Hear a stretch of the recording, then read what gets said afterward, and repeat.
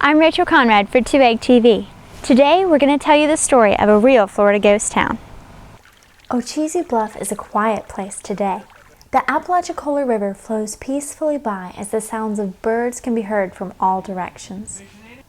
During the first half of the 19th century, however, the Bluff was the site of an important Florida boomtown. There at Ocheesee Bluff, there was a good-sized town built. They even had a layout or a survey done of the lots of the city. And they built a courthouse, they built a jail, they had other government offices there. They had everything you would need to run a county. The town of Ocheesee was even the county seat for Florida's Lost County. Named Fayette County for the Marquis de Lafayette, a hero of the American Revolution, this county resulted from a political spat in Jackson County. Now, the story of the Lost County of Fayette is one of the more intriguing in Florida history. This took place back during the territorial era between 1821 and 1845, as settlers were flooding into the new territory of Florida and were trying to determine which towns were going to be their county seats and so forth. Quite often this led to big disputes and debates, and in Jackson County in particular, they had what probably was the most intense fight over a county seat in all of Florida at that time. You had the community of Webbville, which no longer exists, and you had the city of Marianna, which still exists, and they were fighting over which one was going to become the permanent county seat of Jackson County. Fayette County was signed into existence by Florida's governor on February 9, 1832. It included all the land between the Chapala and the Chattahoochee and Apalachicola rivers. This vast area today includes large parts of Calhoun, Jackson, and Gulf counties. Now, Jackson County today, the line is just a few miles north of Ocheesee Bluff. Well, Marianna looked like it was getting a leg up in this fight, so the people and the supporters of Webbville came up with a new idea. They decided if they could take the eastern half of Jackson County and just give it away, that they would then win the election for county seat. So they met with their allies in the territorial legislature, and that's exactly what they did.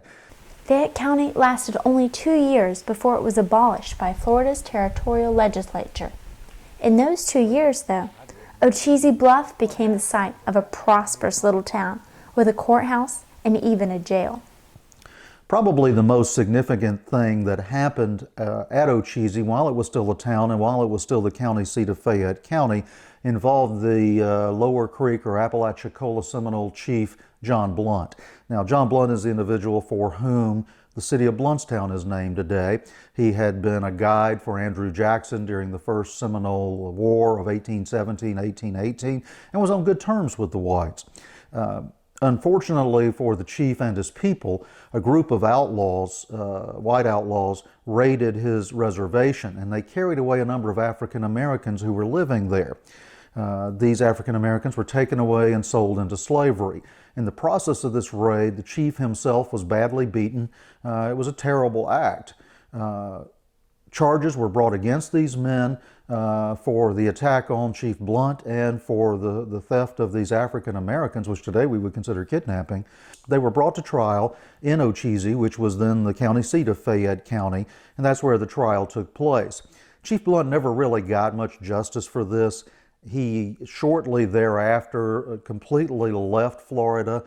He and his people decided to move to Texas, which was then part of Mexico. The community slowly faded after Fayette County came to an end. Today, only an old oak tree stands on the site of the ghost town of Ocheesee, Florida. By the time of the war between the states or Civil War, it was primarily the site of the plantation of Jason Gregory. His home, by the way, still stands. It's the last surviving structure that we know of from the town of Ocheesee. It has since been moved across the river to Torreya State Park in Liberty County. It was moved back in the 1930s by the workers of the Civilian Conservation Corps. At the site of the ghost town of Ocheesee, Florida, I'm Rachel Conrad for 2 Egg TV.